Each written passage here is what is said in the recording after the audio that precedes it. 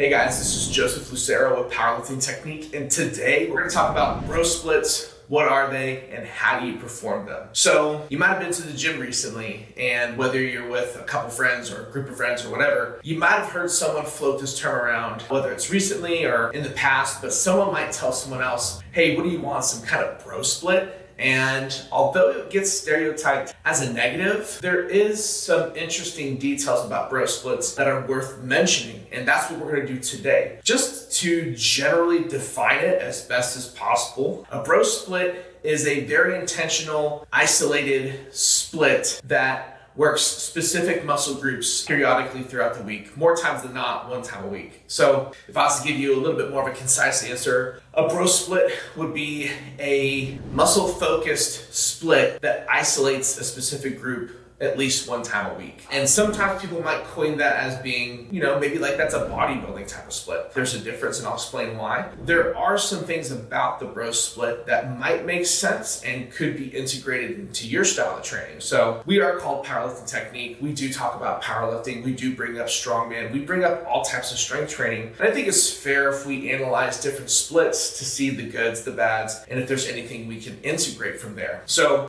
for a traditional powerlifter and a powerlifting split, it is more about compound movements. For bodybuilding, it's intentional muscle building movements, but the bodybuilders do leverage compounds pretty well. But with a bro split, it seems more so a lot of more isolation based movements where you might hit a certain muscle group and it's just once that week. So that brings me to the next point. Besides what is a bro split, how do you do a bro split? So I'm going to go back and forth between different strength avenues, but we'll start off with the bro split. To perform a bro split, it's going to be more about specific muscle groups. So powerlifters might say, okay, today's my push day. That might be too broad for a bro split because pushing could work your chest, your triceps, your deltoids. So to bro split, it might sound more so like, okay, today's my chest day, today's my shoulder day, today's my arm day. So I just basically deconstructed a powerlifting day into 3 different days for a bro split. So some people might go about their bro split where it's like chest day, back day, quads and hamstrings day, arm day, etc. So you can see how it's very intentional within a specific workout. It all has to be chest based. Now, bodybuilders have a similar mindset. I think one of my favorite 5-day splits that could revolve around the world of bodybuilding could be where it's back day, chest day, legs day, shoulders day, and arms day. So that's 5 days. And that sounds like the bro split mentality, but let's pause for a second and talk about the difference. So like I mentioned before, a bodybuilder is still going to leverage compound movements. And if you forgot what a compound movement is, it's a multi-joint movement. So you're using more than one joint at a time. So if I did chest flies, I'm working around the shoulder joint.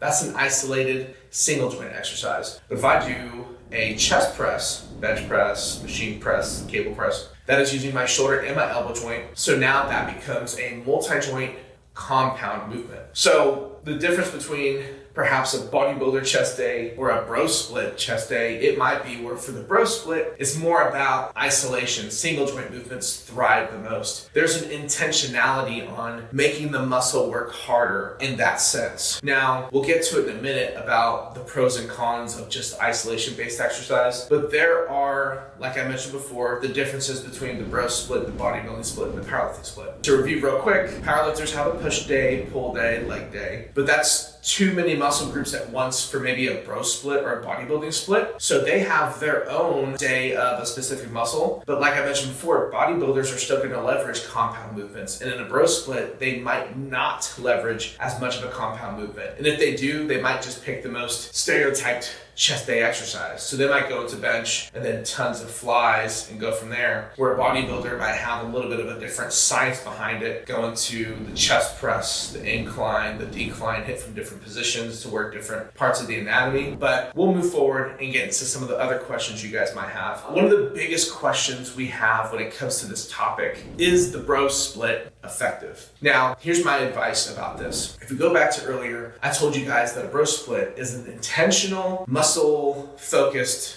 split. So you work on just chest one day, just biceps one day, yada, yada, yada. I don't believe a bro split is as effective when it comes to building strength. And I still don't think it's as effective when it comes to building size. The reason why is because although isolation movements are going to target a specific muscle group, so you put all your energy into that muscle group, if you think about the science behind movement and how energy expenditure works and how your body thrives off these different hormones, testosterone and growth hormone, etc., you're not going to thrive and become a metabolic monster within a workout if you're just going to do isolation movements. Because think about it like this. Although they're different muscle groups, what's more exhausting, 10 squats or 10 curls? I'm going to tell you for a fact it's 10 squats. Now, they're different muscle groups, but think about it like this. Squats would land on leg day, correct? So that would recruit the quads, the hamstrings, the glutes. In that sense, because you're hitting multiple muscles, it's more exhausting, which is going to provoke that elevation of natural growth hormone levels, testosterone. It's going to grow all of those things and elevate them so that you get bigger because of that. So if I was someone who's going to do bicep curls or chin-ups, okay, between those two, although the chin-ups are going to recruit the biceps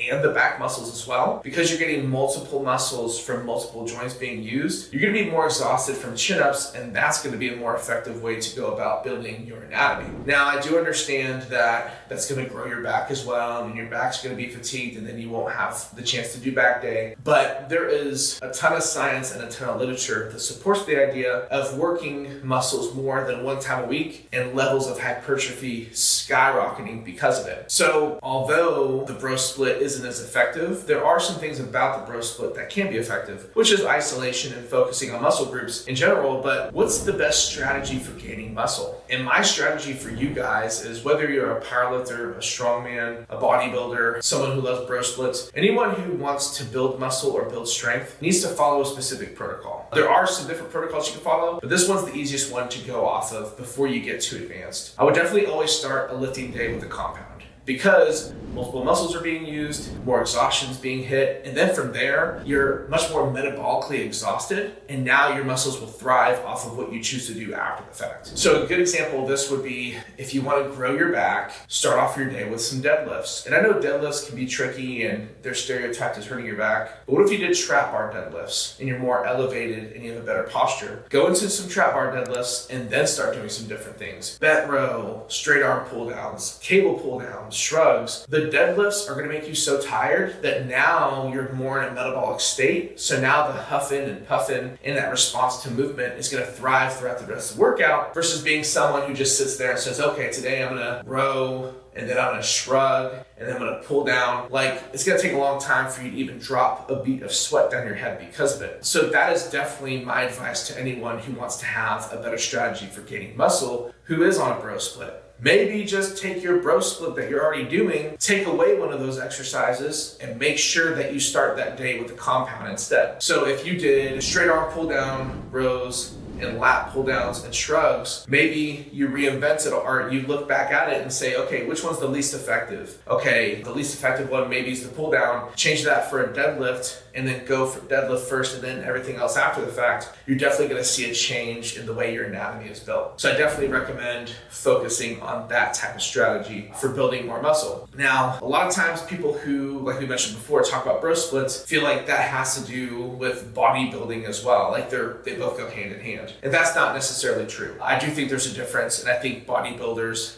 leverage compounds a bit better, and I think they mimic more so my strategy I was just talking about before. Use a compound and then start going into isolation. Now, if you are a bodybuilder listening to this video, or you want to venture into bodybuilding and you want a specific strategy to help you with your bodybuilding, make sure you start with your compounds. But the number one tip I have for anyone who wants to build size, especially bodybuilders, is to manipulate your rest rates. Do not abuse rest rates. Powerlifters and strongmen need more rest to put more weight on the bar to be stronger. But for a bodybuilder or someone on a bro split who wants to gain muscle, their idea is they need to go into exhaustion. So maybe if a powerlifter is going to wait 3 to 5 minutes to do a barbell squat, maybe you wait 2 or 3 minutes to do a barbell squat if you want to grow more. I know you're going to sacrifice weight on the bar, and I know that's not going to be the most exciting thing in the world, but the more exhausted you get within the workout and you specific muscle groups intentionally, you're going to grow a ton more. So my example would be this. If you're a bodybuilder who wants to get bigger, maybe on leg leg day, okay, you squat 3 sets of 5, 2 to 3 minutes in between each set, and then you go into lunges and you only wait 60 seconds, and you're gonna be really tired. You might have to drop the weight every set. But you're gonna go into lunges, and then from there, leg extensions, leg curls, and then maybe like a narrow stance leg press, and go for high reps at the end from there. So again, you're working some isolation, you got a compound to start the day, and you're working to exhaustion to help improve your anatomy. So all in all,